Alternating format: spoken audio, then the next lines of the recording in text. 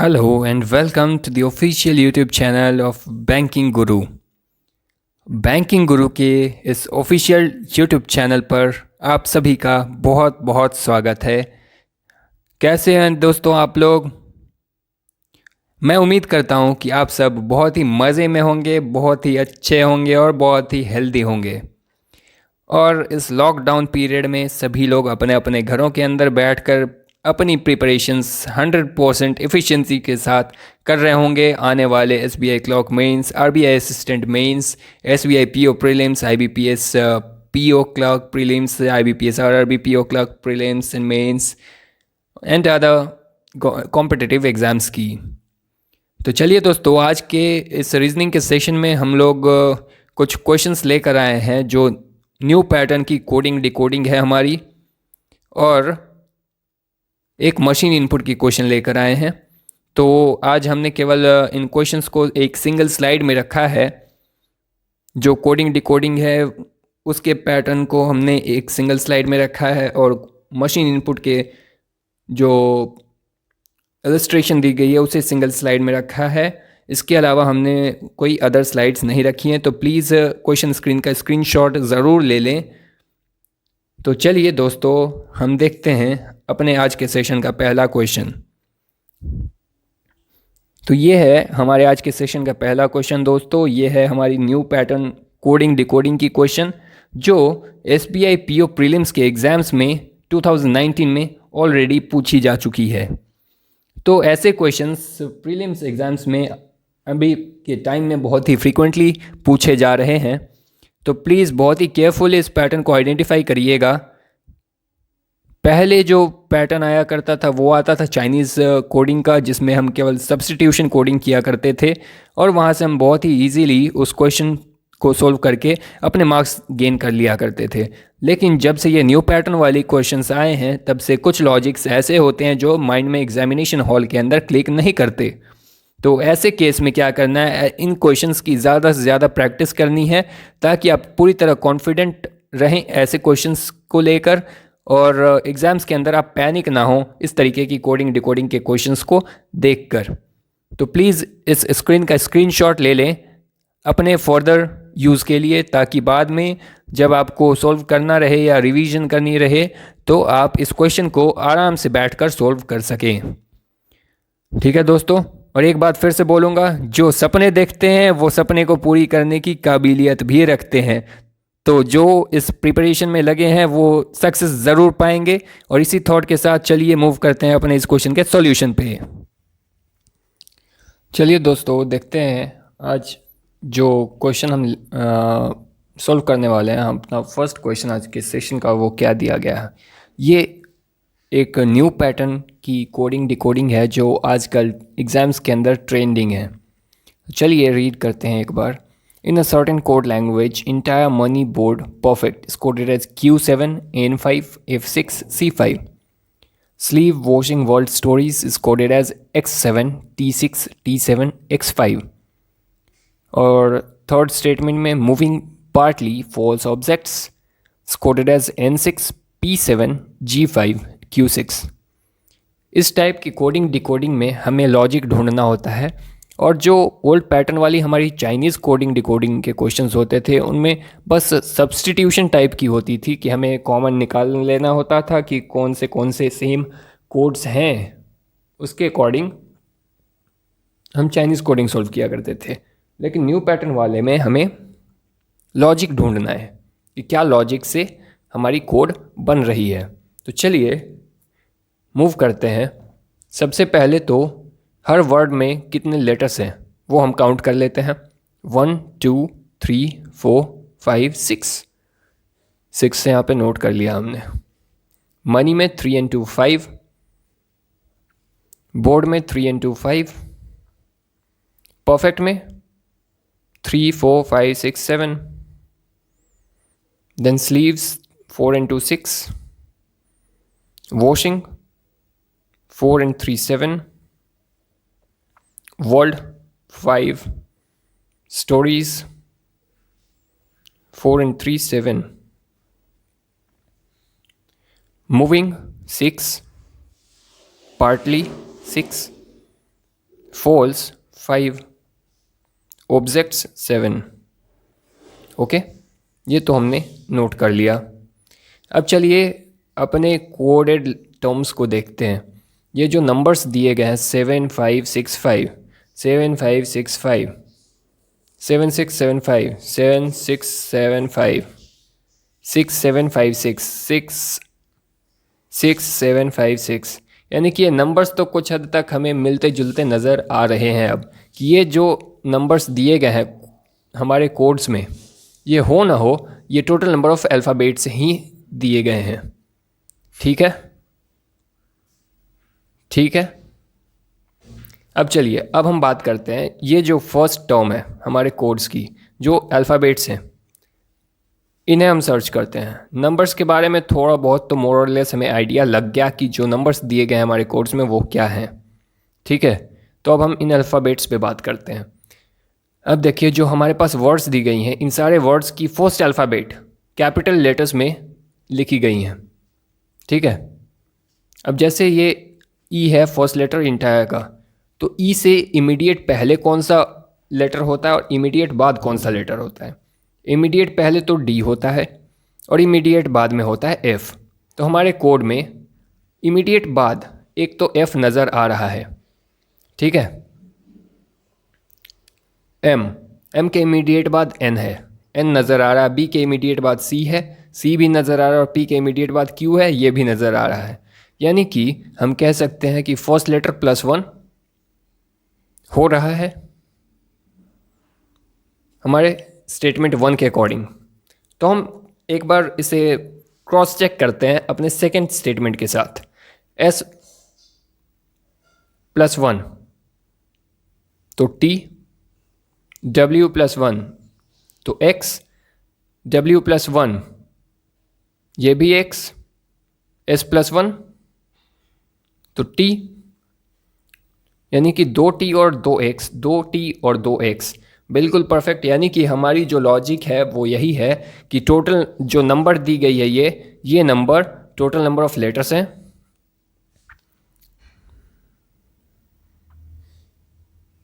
जैसे Q7 code है, तो ये Q जो है वो क्या है और 7 क्या है, इस पे हम बात कर लेते हैं।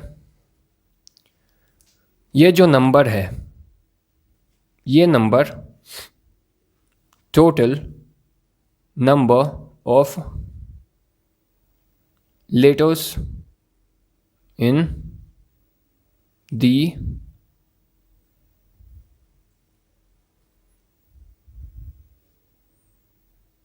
गिवन वर्ड है। और जो अल्फ़ाबेट है ये है immediate next letter to the first alphabet in each word. ठीक है, समझ आ गया लॉजिक? आगे बढ़ें फिर क्वेश्चंस पे। तो फर्स्ट क्वेश्चन हमारे स्क्रीन पे है, जो सेम पैटर्न को फॉलो करते हुए हमें आंसर्स करने हैं। हमें वर्ड दिया गया है रेडियो। टोटल कितने अल्फ़ाबेट्स हैं इसमें? 1 2 3 4 एंड 5, तो 5। आर के इमीडिएट नेक्स्ट पे कौन सा होता है? एस। तो S5 जो होगा वो हमारा रेडियो का कोड बनेगा, यानी हमारा करेक्ट आंसर हो जाएगा, वो होगा option number 1। Option number 1 S5। Okay, समझ आ गया सबको? चलिए दोस्तों, अब हम मूव करते हैं हम अपने इस सेट के सेकंड क्वेश्चन पे। यहाँ क्या लिखा गया है? What is the code for the word rising normal in the given code language. Rising में टोटल कितने लेटर्स हैं? 1 2 3 4 5 एंड 6। और आर के इमीडिएट नेक्स्ट लेटर कौन सा है? एस। ठीक है, ठीक है। नॉर्मल में टोटल कितने हैं? 1 2 3 4 5 6, ठीक है। और n का इमीडिएट नेक्स्ट क्या है? O। तो हमारी क्या कोड बनेगी? S6 और O6। हमें देखना है कि O6 और S6 कौन से ऑप्शन में दी गई है। तो ये दी गई है हमारे ऑप्शन नंबर 3 में O6 S6। तो हमारा करेक्ट आंसर सेकंड क्वेश्चन का हो गया O6 S6, ठीक है। यदि किसी को कोई डाउट हो तो प्लीज़ कमेंट सेक्शन में ज़रूर से क्लियर करें अपने डाउट्स को, ठीक है। चलिए अब आगे बढ़ते हैं। चलिए दोस्तों, अब रीड करते हैं हमारे आज के सेशन का और इस कोडिंग डिकोडिंग के क्वेश्चन की थर्ड क्वेश्चन। यहाँ दिया गया if the code for the words they forward dash, ये वर्ड हमें नहीं पता है अभी, is coded as U4 G7 T5 in the coded language, then what will be the missing word. हमें ये वाला वर्ड बताना है कि वो क्या होगा, ठीक है। तो चलिए यहाँ जो कोड्स दी गई है इन्हें पहले आइडेंटिफाई करते हैं ये किसकी है। दे 4 लेटर्स हैं, फॉरवर्ड 4 and 3 7 लेटर्स हैं, एफ का इमीडिएट नेक्स्ट जी, यानी कि ये जो फॉरवर्ड की कोड है वो हुई G7, टी की इमीडिएट नेक्स्ट यू यानी U4 किसकी कोड हुई? दे की। तो ये जो वर्ड होगा इसका कोड T5 होगा, यानी कि जो भी वर्ड बनेगा वो 5 लेटर्स का होगा और जो फर्स्ट अल्फ़ाबेट होगा उसका इमीडिएट नेक्स्ट अल्फ़ाबेट जो बनेगा वो बनेगा T। और T किसका इमीडिएट नेक्स्ट होता है? T इमीडिएट नेक्स्ट होता है S का। S 1 2 3 4 5 कुछ ऐसा वर्ड बनेगा यहाँ पे। इसका इमीडिएट नेक्स्ट है T 1 2 3 4 5 5 T5। अब चलिए अपने ऑप्शंस को देख लेते हैं। ऑप्शंस क्या क्या हैं? साउथ है 1 2 3 4 5 5 लेटर्स हैं, एस का इमीडिएट नेक्स्ट है T यानी कि T5 तो यहाँ भी बन रहा है। 1 2 3 4 5 5 ये भी है, लेकिन M का इमीडिएट नेक्स्ट T नहीं होता तो ये हमारा गलत हो गया। ऑप्शन नंबर 3 पे आते हैं 1 2 3 4 5, ये भी 5 लेटर्स हैं। ये S है, S का इमीडिएट नेक्स्ट है T यानी कि T5 ये भी बन रहा है। और ये है क्लाइम, C का इमीडिएट नेक्स्ट तो D होता है तो T से तो कोई मतलब ही नहीं है। तो हमारा करेक्ट आंसर क्या लग जाएगा हमारे थर्ड क्वेश्चन का? वो लग जाएगा बोथ 1 and 3 आर करेक्ट, ठीक है। Any doubt? यदि किसी तरह का कोई डाउट हो तो कमेंट सेक्शन में पूछ लीजिए। चलिए फिर आगे बढ़ते हैं। अब आपके सामने हमारे इस कोडिंग डिकोडिंग के पार्ट का चौथा क्वेश्चन आ गया है और ये हमारे इस कोडिंग डिकोडिंग के सेट का लास्ट क्वेश्चन होगा। इसके बाद हम मशीन इनपुट की क्वेश्चन देखेंगे, ठीक है। तो चलिए क्वेश्चन रीड करते हैं। What is the code for elegant in the given code language? E की इमीडिएट नेक्स्ट क्या होगी? F। और टोटल कितने लेटर्स? 1 2 3 4 5 6 and 7, F7। तो F7 कौन से ऑप्शन में है? Option number 4। तो हमारा करेक्ट आंसर हो गया इस क्वेश्चन का ऑप्शन नंबर 4 F7, ठीक है। कोई डाउट? यदि ज़रा सी भी किसी भी क्वेश्चन में या पैटर्न समझने में अगर डाउट रही हो आपके मन में तो प्लीज़ अपने उस डाउट को क्लियर करें, कमेंट सेक्शन में अपने डाउट्स पूछें। आपके उन डाउट्स को बिल्कुल 100% क्लियर किया जाएगा, ठीक है। तो हम आगे मशीन इनपुट पे प्रोसीड करते हैं तब, ठीक है। यदि आप लोगों में से किसी को भी प्रीवियस जो हमने कोडिंग डिकोडिंग की क्वेश्चन डिस्कस की उसके पैटर्न समझ नहीं आए या फिर कोई क्वेश्चन समझ नहीं आया या फिर क्या लॉजिक यूज़ हुआ उसमें वो समझ नहीं आया तो प्लीज़ कमेंट सेक्शन में अपने डाउट्स को पूछिए और आपके डाउट्स को क्लियर किया जाएगा ताकि आने वाले एग्ज़ाम्स में आप इजीली ऐसे क्वेश्चंस सॉल्व करके अपने मार्क्स गेन कर सकें और सिलेक्शन पा सकें। तो अब इस टाइम जो आपके स्क्रीन पे क्वेश्चन दिख रहा है ये है मशीन इनपुट आउटपुट का क्वेश्चन। और ये भी सिंगल स्लाइड में रखा है मैंने, तो इस स्लाइड का स्क्रीनशॉट ज़रूर ले लें ताकि आप फर्दर एनी टाइम इस क्वेश्चन को रिवीजन के वक्त में निकाल कर सोल्व कर सकें। और ये भी बहुत इंपॉर्टेंट क्वेश्चन है और बहुत ही सिंपल सा है, और ये क्वेश्चन भी SBI PO प्रीलिम्स 2019 में पूछा जा चुका है। तो चलिए देखते हैं इसके सॉल्यूशन को। चलिए दोस्तों, ये है हमारा मशीन इनपुट के क्वेश्चन का हम सॉल्यूशन देखने वाले हैं अभी। चलिए एक बार रीड कर लेते हैं क्या दिया गया है। Number arrangement machine when given an input line of numbers rearranges them following a particular rule in each step. The following is an illustration of input and rearrangement. ठीक है, तो चलिए एक बार अपने इनपुट को देख लेते हैं क्या दिया गया है। ये है हमारा इनपुट, यहाँ दिया गया 91, 53, 72, 14, 39, 24, 85, 76, 61 एंड 67। ठीक है, ये हमारी है इनपुट। अब हम देख लेते हैं अपने स्टेप 1 को कि स्टेप 1 में क्या ऑपरेशंस की गई हैं। ये है आपके स्क्रीन पे हमारा स्टेप 1। ठीक है, स्टेप 1 में एक बार रीड कर लेते हैं। 15, 91, 53, 72, 39, 85, 76, 61, 67 एंड 25। ऐसा कैसे? ये 91, 53, 72, 39, 85, 76, 61, 67 ये तो एज इट इज़ है, लेकिन ये जो इनपुट में 14 है और 24 है ये तो हमारे स्टेप 1 से हो गया है गायब। अब ऐसा क्यों हुआ है?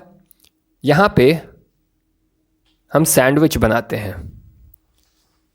ठीक है, सैंडविच रीअरेंजमेंट हम बोल सकते हैं इसको, कि एक नंबर हम अपने लेफ्ट हैंड साइड से एंटर कराते हैं और दूसरा नंबर अपने राइट हैंड साइड से एंटर कराते हैं, यानी बोथ एंड अरेंजमेंट है ये, 2 numbers at a time arrangement.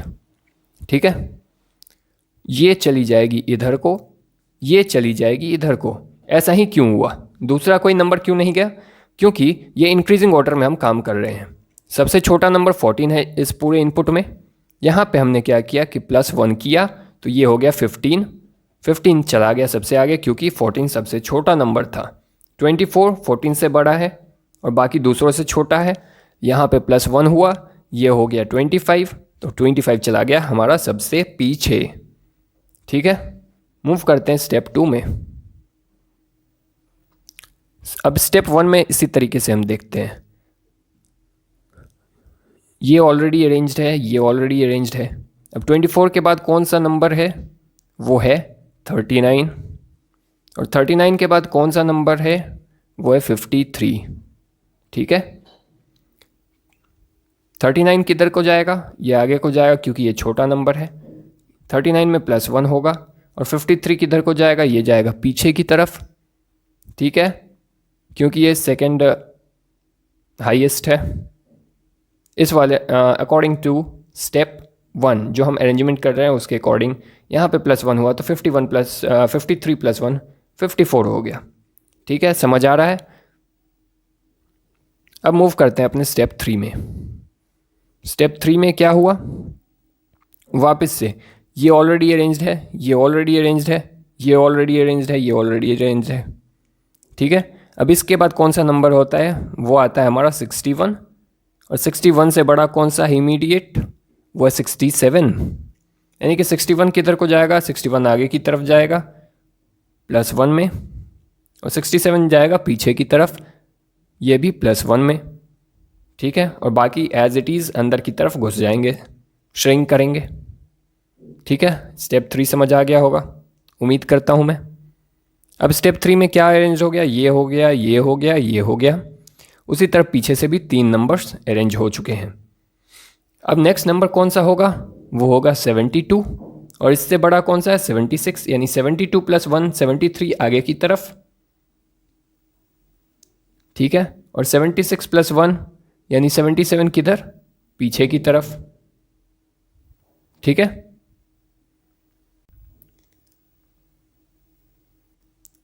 हाँ, तो ये समझ आ गया कैसे हो रहा है। तो हमने स्टेप 4 भी देख लिया, ये अरेंज हो चुका, ये अरेंज हो चुका, ये अरेंज हो चुका, ये अरेंज हो चुका। उसी तरह इधर से भी ये हो गया, ये हो गया, ये हो गया, ये हो गया। अब बचे हैं दो नंबर्स 91 और 85। इन दोनों में छोटा है 85, यानी 85 प्लस 1 यानी 86 गया आगे की तरफ, और 91 प्लस, ठीक है, 86 आ गया आगे और 92 चला गया पीछे। और ये हमारी अरेंजमेंट यहाँ पे हो गई तैयार, ठीक है। और स्टेप 5 हमारी इस अरेंजमेंट की लास्ट स्टेप है, ठीक है। अब देख लेते हैं एक इनपुट। ये है हमारा क्वेश्चन इनपुट 58, 40, 99, 28, 63, 84, 16, 34, 71 एंड 87। तो सारे लोग इस इनपुट को नोट कर लें और according to the above pattern इस इनपुट क्वेश्चन को सॉल्व करें, ठीक है। और कमेंट सेक्शन में अपना अपना आंसर स्टेप बाय स्टेप बता दें, ठीक है।